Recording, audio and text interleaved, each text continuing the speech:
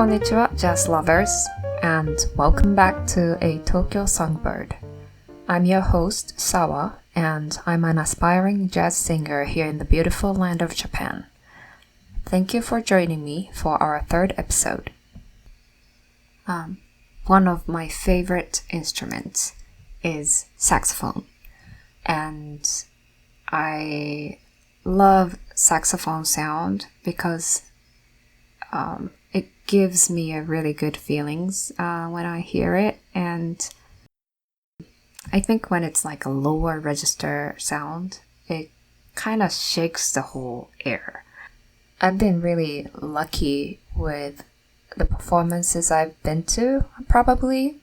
Yeah, every single time I never felt like that instrument was too loud. You know, it always has that nice warmth around each note, and I think that's what I really like about it. So because I love to listen to saxophone sounds, I thought it's appropriate for me to talk about Charlie Parker. Anyways, I'm so excited to share what I've learned with you all. So please sit back and relax and allow me to read you the story of a man they called Bird, the one and only Charlie Parker.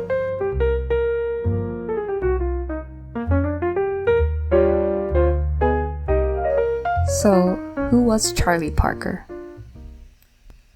Charles Parker Jr. was born on August 29, 1920, in Kansas City, Kansas, but he grew up just across the river in Kansas City, Missouri, a city that was at the time a vibrant hub of jazz and blues. Music was everywhere. He started playing the saxophone at 13, and unlike some of the other legends we've discussed, he wasn't an instant prodigy. In fact, his early efforts were famously rough. There's a legendary and perhaps life-changing story from his early days.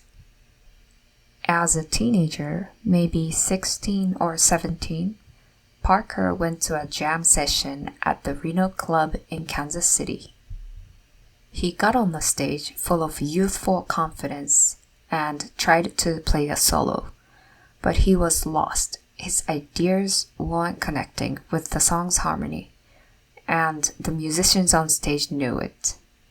The drummer, the great Joe Jones from the Count Basie's orchestra, became so frustrated that he famously threw a cymbal at Parker's feet, a loud, crashing signal to get off the stage. For many, public humiliation like that would be the end of their musical ambitions. But for Charlie Parker, it was fuel. Humiliated, but fiercely determined, he went into a period of intense study, what musicians call woodshedding. He practiced relentlessly, some say up to 15 hours a day for 3 to 4 years. He memorized solos by the great Lester Young and learned every song in every key, mastering the fundamentals of music with an obsessive passion. So how did he transform from a local laughingstock into a musical revolutionary?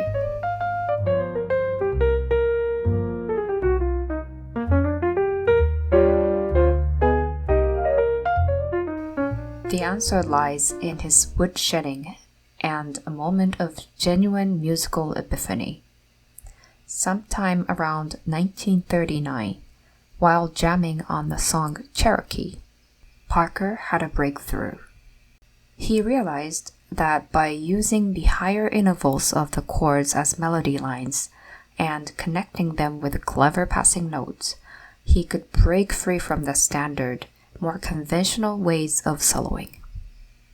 He had discovered a new vocabulary, a way to navigate harmony with breathtaking speed and sophistication. This was the key that would unlock bebop. In the early 1940s, Parker moved to New York City. This is where the revolution truly ignited. He found his way to late-night jam sessions at clubs in Harlem, most famously Minton's Playhouse and Monroe's Uptown House.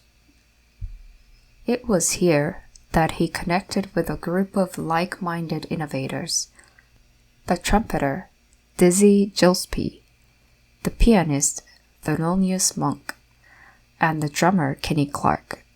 Together, they forged a new style of jazz. This new music, which came to be known as bebop, was a radical departure from the popular big band swing music of the day. It was music for listening, not for dancing. It featured blistering tempos, incredibly complex melodies and harmonies, and a new focus on virtuosic, extended improvisation. Parker and Gillespie, in particular, formed an electrifying partnership. Their recordings from the mid-1940s are the foundational texts of modern jazz. They would play intricate melodies in unison at impossible speeds, then launch into solos that were full of fire, genius, and a brand new language that would change the course of music. Charlie Parker wasn't just playing solos anymore. He was telling complex, thrilling stories with his horn. His nickname, Bird, was fitting. His playing soared with unparalleled freedom and agility.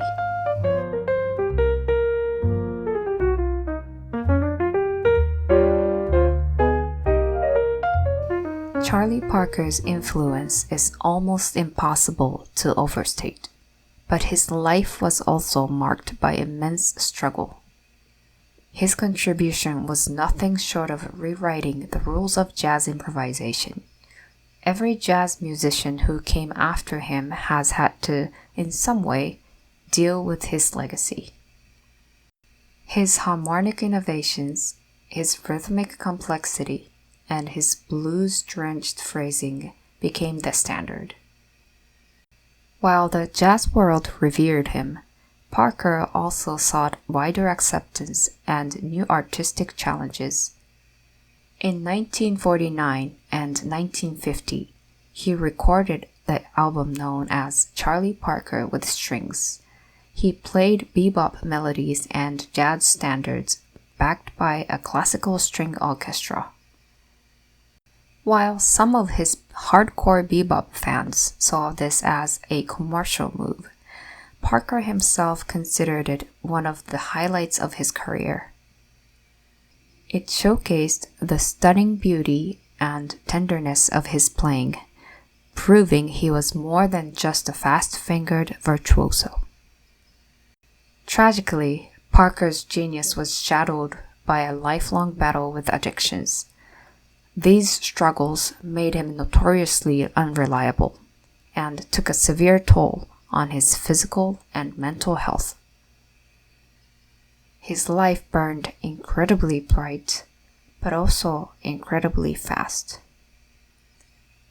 Soon after his passing, graffiti began appearing all over New York City, scrawled on the walls and subway posters. Bird lives, and in a very real sense, he does. His spirit, his innovations, and his incredible body of work continue to inspire and challenge musicians and listeners all over the world. He was a true musical genius. Thank you so much for listening to the end. As an aspiring jazz singer, I myself try to go to those jam sessions at least once a month, or sometimes maybe once in 5 weeks or so. And I do receive great constructive opinions sometimes, and sometimes not so great opinions. When I get those not so great opinions, I do feel down sometimes, but at the end of the day, I enjoy jazz music and I love singing, and I think that's all that matters to me. You know what?